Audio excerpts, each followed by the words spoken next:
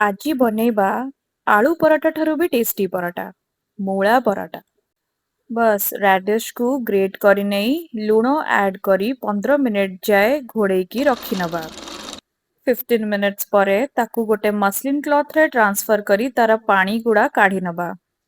ଏଇ ପାଣିକୁ ଆମେ ପରେ ରିୟୁଜ୍ କରିବା, ଜମା ଫିଙ୍ଗିବାର ନାହିଁ। ଗୋଟେ ପ୍ୟାନ୍ ନେଇ ତେଲ ଗରମ କରି ଫୁଟେଇ ନବା ଜିରା।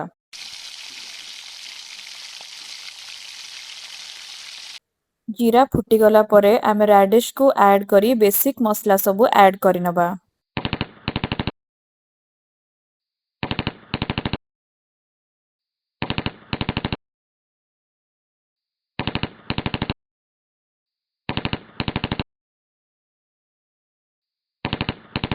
କ୍ୟାରମ୍ ସିଡ୍ସଟା ମଷ୍ଟ।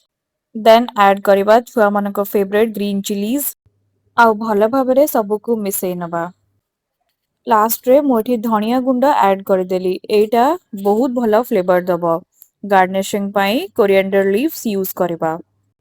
ବସ୍ ରେଡି ହେଇଗଲା ଆମ ମସଲାଟା। ଏବେ ଅଟାରେ ତେଲ ଆଉ ଲୁଣ ପକେଇ ଗୋଟେ ମିଡିୟମ ସଫ୍ଟ ଡୋ ବନେଇ ନବା। ସେଇ ରାଡିଶରୁ ଯୋଉ ପାଣିଟା ବାହାରିଥିଲା ଆମେ ସେଇ ପାଣି ୟୁଜ୍ କରି ଅଟାଟାକୁ ଚକଟି ନବା।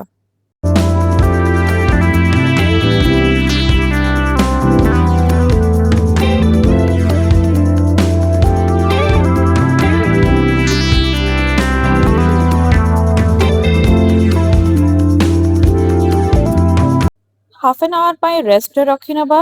ତାପରେ ତାର ଗୋଟେ ଫ୍ଲାଟେନ୍ ବେସ୍ ବନେଇ ମସଲାଟିକୁ ପୂରେଇ ଆମେ ବେଲି ପରଟାଟିକୁ ବନେଇ ନବା। ହଁ, ଘିଅ ଆଡ୍ କରିବା ଭୁଲିବେନି। ଥରେ କରିକି ଦେଖନ୍ତୁ ୱିଣ୍ଟର ସ୍ପେଶାଲ ବ୍ରେକଫାଷ୍ଟ ରେସିପି।